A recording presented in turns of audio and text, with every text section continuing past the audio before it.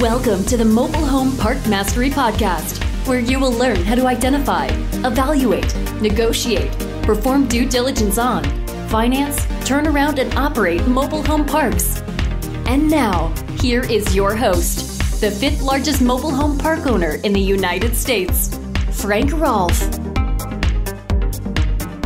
If you got in the mobile home park business around 1998 and stayed in it for only 4 years, you would have seen one of the largest declines in mobile home manufacturing in U.S. history. From a roughly 400,000 units manufactured back in the late 90s, dropping all the way to roughly 60,000 in the early 2000s. This is Frank Rolfe, the Mobile Home Park Mastery Podcast. We're talking about the simple fact that mobile home manufacturing, which goes in cycles from high numbers to low numbers, it doesn't matter what happens, mobile home park owners don't really care. And the key question I think most people would ask is, how can you have an industry where manufacturing of the raw material of the mobile home has no bearing on the future of mobile home park owners? Well, there's some really good reasons for that. The first one is that by far the majority of mobile homes don't go in mobile home parks. Remember that roughly 8% of the U.S. population lives in a mobile home, but most of those people live in mobile homes on their own land. You drive by them all the time. You go by a farm or a rural area, and you'll see mobile home after mobile home sitting right along the highway on their own land. So the stat is roughly that only 35% of mobile homes manufactured in the U.S. ever end up in mobile home parks. So a whole lot, nearly 2/3 of all the data of all the homes manufactured, it doesn't even relate to the mobile home park business. The next item is that mobile home parks have a very steady customer base.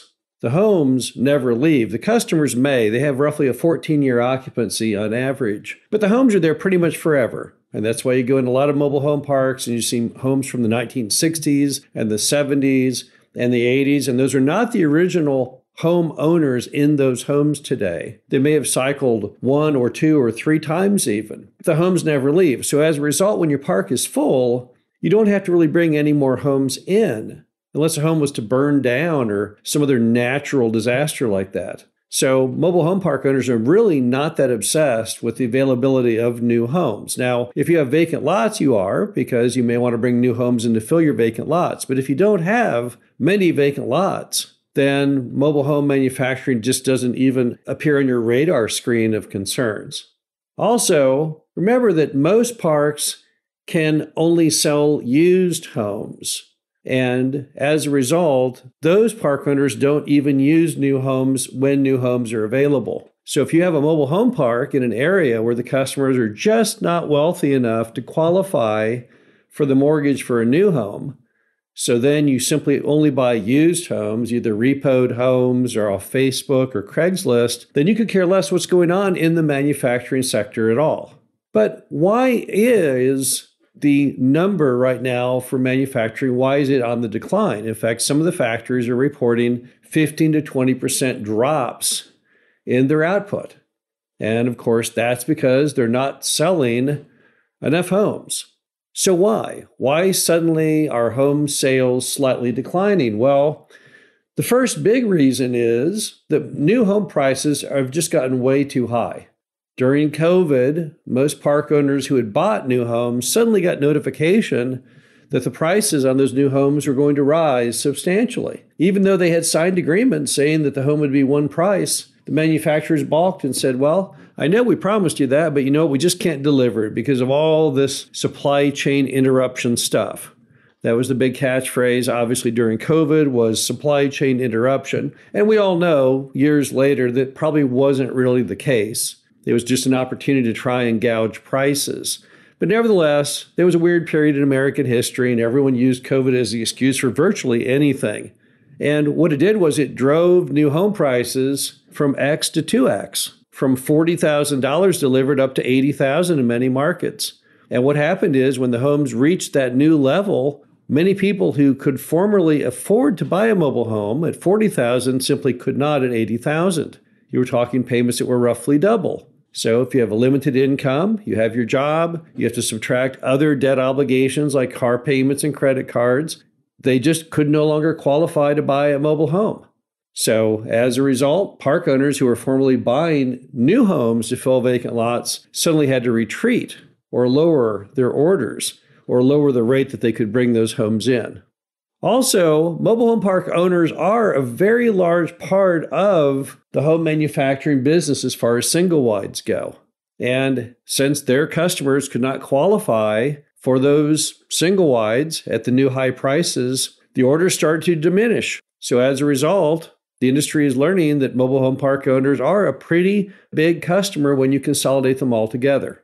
Now again, 2/3 of the homes don't go into parks. 2/3 of the homes go out on raw land. But of that final third, mobile home park owners have become a fairly large collective block of all mobile home purchases.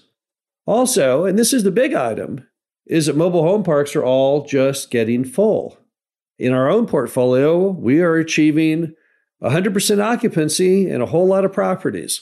And the problem is once you hit that number, you don't ever need again to ever even think about buying a mobile home.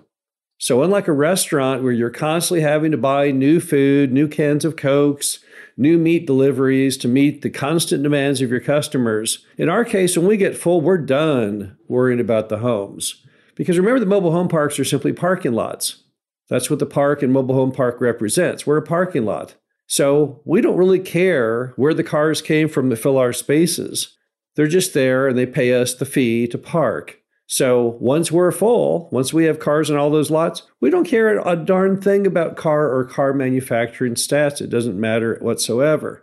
And as a lot of these old mom and pop mobile home parks have been purchased by larger operators, in some cases private equity groups, but in most cases not, just more professional investors, though the mom and pop were, and they start filling up those vacant lots based on the demand, based on what they can find as far as used and new homes. Once they achieve 100% occupancy, they're done. They're not going to buy any more homes. So in some ways, you're also seeing that ending to the movie because there's a lot more mobile home parks today that are full than ever before. In fact, a simple drive through most of the mobile home parks in your market, you'll definitely see much greater occupancy. As people now buy these old parks to bring them back to life, they fix them up, they take those vacant lots, they start bringing homes in, and they get them sold. Now, there's been some great developments that have happened over the decades regarding mobile home park owners and mobile home manufacturing. Most of those initiatives coming from Warren Buffett's Clayton Homes and 21st Mortgage, one of their mortgage subsidiaries. They've been a great partner, very proactively working to help mobile home park owners fill those vacant lots. So as a result, you can floor plan vacant lots with new homes at virtually zero out-of-pocket cost. And that's great. And that has helped park owners to fill those many vacant lots in pretty rapid fashion. It's also true that mobile home park owners today can buy homes factory direct, cutting out the middleman, cutting out the giant markup that dealers charge. So those two factors have really helped accelerate mobile home occupancy gains. But the problem is at some point, from a manufacturing perspective, all of those little slots become full. And when that happens, mobile home park owners don't much care.